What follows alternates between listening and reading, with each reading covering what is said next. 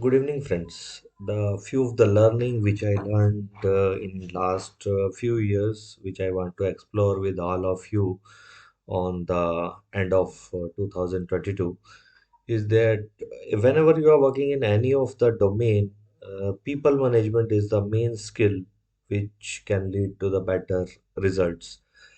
Recently, I have changed my domain after a long span.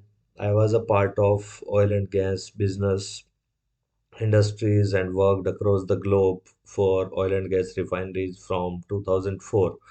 So when I traveled across up to Kanyakumari as well as some tenure in international projects, what I face the problem when the people are talking with each other, there is always a conflict management is there.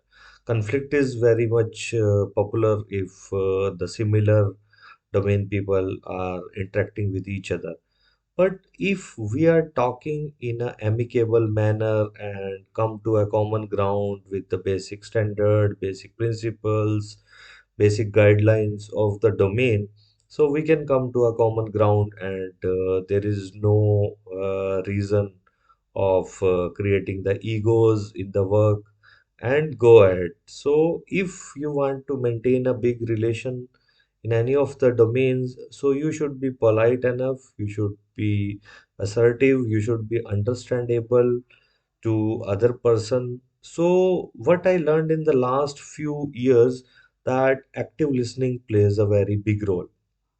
If you are actively listening the other person in an effective manner, so 80% of the problem is resolved.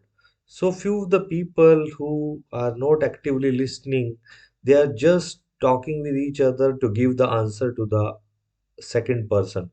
So, as per my opinion, first you have to understand the thought process of the people who came to you for your guidance, for your suggestions, or simply for discussion. You should first understand their motto, their tempo, why they came to you, and keep them aside, ask them for a take a seat and talk with a polite manner.